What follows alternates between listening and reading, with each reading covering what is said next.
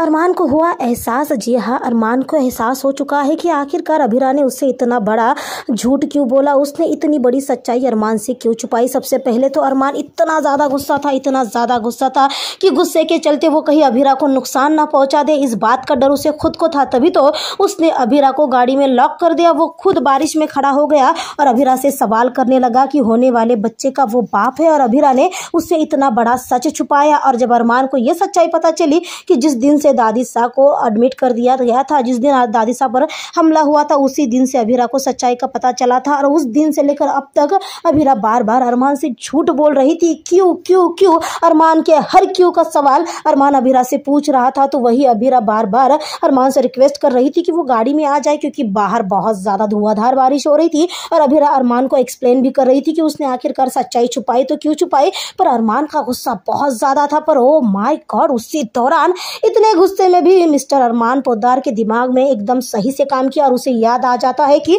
अभिरा तो कभी मां नहीं बनने वाली थी। रूही ने खुद रिपोर्ट दिखाई थी, दादी सा ने कहा था कि उनके बच्चे नहीं होंगे तो उनका परिवार कैसे होगा, उनका गृहस्थी कैसे चलेगी। और उसी दौरान अरमान को याद आता है कि डॉक्टर ने कहा था कि अभिरा कभी मां नहीं बन सकती, पर अगर वो बाय मिस्टेक मां बन भी जाती है तो अभिरा के जान पे आ सकती है, प्रेगनेंसी के दौरान अभिरा की जान जा सकती है। और जैसे ये बात याद आती है, अरमान का पूरा गुस्सा पानी पानी हो जाता है। वो तुरंत से अपने जो ये प्लग उसने लगाए थे, जिसके जरिए वो अभिरा से बात कर रहा होता है, वो आकर निकाल देता है। गाड़ी का दरवाजा खोलकर वो अभिरा के सामने बैठ जाता है और अभिरा से सवाल करने लगता है कि प्रेगनेंसी में कॉम्प्लिकेशंस है, जिस पर अभिरा जवाब तो देना चाहती थी पर जवाब नहीं आ रहा होता है। फिर क्या था, अरमान तुरंत से अभिरा का पर्स निकाल कर उसमें से रिपोर्ट चेक करता है और उसमें साफ साफ लिखा हुआ होता है कि अभिरा की जान जा सकती है। अरमान अभिरा से सवाल करे इससे पहले अभिरा कहने लगती है कि ऐसा कुछ नहीं होगा, मुझे कुछ नहीं होगा, मेरे से वो है, हम दोनों मिलकर हमारे